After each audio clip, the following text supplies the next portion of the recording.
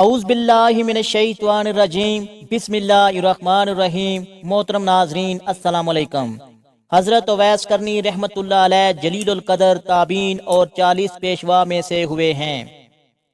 حضور اکرم صلی اللہ علیہ وآلہ وسلم فرمایا کرتے تھے کہ اویس احسان اور مہربانی کے اعتبار سے بہترین تابعین میں سے ہیں، اور جس کی تعریف رسول اللہ صلی اللہ علیہ وآلہ وسلم فرما دیں اس کی تعریف دوسرا کوئی کیا کر سکتا ہے۔ بعض اوقات یمن کی جانب روئے مبارک کر کے حضور صلی اللہ علیہ وآلہ وسلم فرمایا کرتے تھے، میں یمن کی جانب سے رحمت کی ہوا آتی ہوئی پاتا ہوں۔ حضور اکرم صلی اللہ علیہ وآلہ وسلم فرماتے ہیں کہ قیامت کے دن 70,000 ملائکہ کے آگے جو اویس کرنے کی مانند ہوں گے، اویس کو جنت میں داخل کیا جائے گا تاکہ مخلوق ان کو شناخت نہ کر سکے سوائے اس شخص کے جس کو اللہ ان کے دیدار سے مشرف کرنا چاہے، اس لیے کہ آپ نے خلوت نشین ہو کر اور مخلوق سے روح پوشی اختیار کر کے محض اس لیے عبادت ریاضت اختیار کی کہ دنیا آپ کو برگزیدہ تصور نہ کرے۔ اسی مسلط کے پیش نظر قیامت کے دن آپ کی پردہ داری قائم رکھی جائے گی۔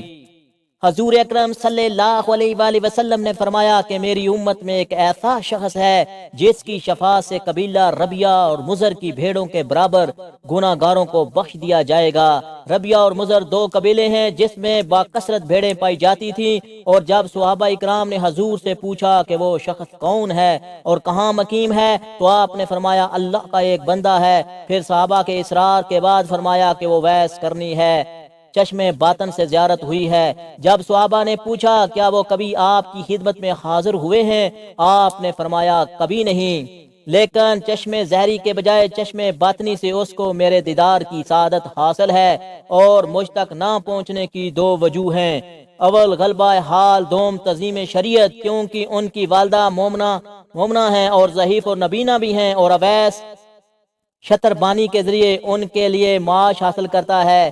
پھر جو صحابہ نے پوچھا کیا ہم ان میں سے شرف نیاز حاصل کر سکتے ہیں تو حضور نے فرمایا نہیں، البتہ حضرت عمر اور حضرت علی رضی اللہ عنہ سے ان کی ملاقات ہوگی، اور ان کی شناخت یہ ہے کہ پورے جسم پر بال ہیں اور تھیلی کے بائیں پہلو پر ایک درم کے برابر سفید رنگ کا داغ ہے، لیکن وہ برس کا داغ نہیں، لہذا جب ان سے ملاقات ہو تو میرا سلام پہنچانے کے بعد میری امت کے لیے دعا کرنے کا پیغام بھی دینا۔ پھر جب صحابہ نے عرض کیا کہ آپ کے پہرن کا حقدار کون ہے تو فرمایا اویس کرنی۔ مقام تابی اور اشتیاق صحابہ۔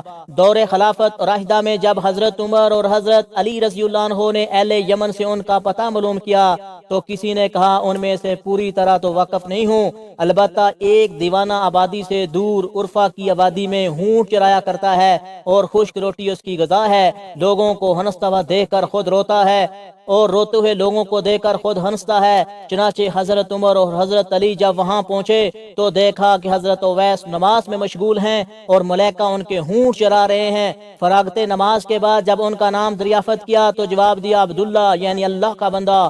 حضرت عمر نے فرمایا اپنا اصلی نام بتائیں، آپ نے جواب دیا اویس کرنی۔ پھر حضرت عمر نے فرمایا اپنا ہاتھ دکھائیں، انہوں نے جب ہاتھ دکھایا تو حضور اکرم صلی اللہ علیہ وآلہ وسلم کی بیان کردہ نشانی دیکھ کر حضرت عمر نے دستہ بوسی کی اور حضور کا لباس مبارک پیش کرتے ہوئے اسلام پہنچا کر امتی محمدی کے حق میں دعا کرنے کا بھی پیغام دیا۔ یہ سن کر اویس کرنی نے عرض کیا کہ آپ خوب اچھی طرح دیکھ بھال فرما لیجئے، شاید کوئی دوسرا فرد ہو جس کے متعلق حضور نے نشاندہی فرمائی ہے۔ حضرت عمر نے فرمایا جس نشانی کی نشاندہی فرمائی ہے وہ آپ میں موجود ہے۔ یہ سن کر اویس کرنی نے عرض کیا کہ اے عمر، تمہاری دعا مجھ سے زیادہ کارگر ثابت ہو سکتی ہے۔ آپ نے فرمایا میں تو دعا کرتا رہتا ہوں، البتہ آپ کو حضور کی وصیت پوری کرنی چاہیے۔ چنانچہ حضرت اویس کرنی نے حضور کا لباس مبارک کچھ فاصلے پر لے جا کر اللہ تعالیٰ سے دعا کی، یا رب جب تک تو میری سفارش پر امت محمدی کی مغفرت نہ کر دے گا میں سرکار دو عالم صلی اللہ علیہ وآلہ وسلم کا لباس ہرگز نہیں پہنوں گا، کیونکہ تیرے نبی نے اپنی امت کو میرے حوالے کیا ہے۔ چنانچہ غیب سے آواز آئی تیری سفارش پر کچھ افراد کی مغفرت کر دی ہے۔ اسی طرح آپ دعا میں مشغول تھے۔ حضرت عمر علی نے آپ کے سامنے پہنچ گئے۔ جب آپ نے سوال کیا آپ دونوں حضرات کیوں آ گئے، میں جب تک پوری امت کی مغفرت نہ کروا لیتا اس وقت تک یہ لباس کبھی نہ پہنتا۔ مقام ولایت خلافت سے بہتر ہے۔ حضرت عمر رضی اللہ عنہ نے آپ کو ایسے کمل کے لباس میں دیکھا جس کے نیچے تو نگری کے ہزاروں عالم پشیدہ تھے۔ یہ دیکھ کر آپ کے قلب میں خلافت سے دستبرداری کی خواہش پیدا ہوئی اور فرمایا کہ کیا کوئی ایسا شخص ہے جو روٹی کے ٹکڑے کے بدلے مجھ سے خلافت خرید لے؟ یہ سن کر حضرت اویس نے کہا کہ کوئی بیوقوف شخص ہی خرید سکتا ہے، آپ کو تو فروخت کرنے کے بجائے اٹھا کر پھینک دینا چاہیے، پھر جس کا جی چاہے اٹھا لے۔ یہ کہہ کر حضور اکرم صلی اللہ علیہ وآلہ وسلم کا بھیجا ہوا لباس پہن لیا اور فرمایا میری سفارش پر بنو ربیہ اور بنو مضر کی بھیڑوں کے بالوں کے برابر اللہ تعالیٰ نے لوگوں کی مغفرت کر دی ہے۔ اور جب حضرت عمر نے آپ سے حضور اکرم کی زیارت نہ کرنے کے متعلق سوال کیا تو آپ نے ان سے پوچھا اگر آپ دیدار نبی سے مشرف ہوئے تو بتائیں حضور کے ابرو کشیدہ تھے یا گھنے ملے ہوئے تھے؟ لیکن دونوں صحابہ جواب سے معذرت رہے۔ اتباع نبی میں دانت مبارک کا توڑنا۔ حضرت حویس نے کہا اگر آپ رسول اللہ صلی اللہ علیہ وآلہ وسلم کے دوستوں میں ہیں تو یہ بتائیں جنگ احد میں حضور کا کون سا دانت مبارک شہید ہوا تھا؟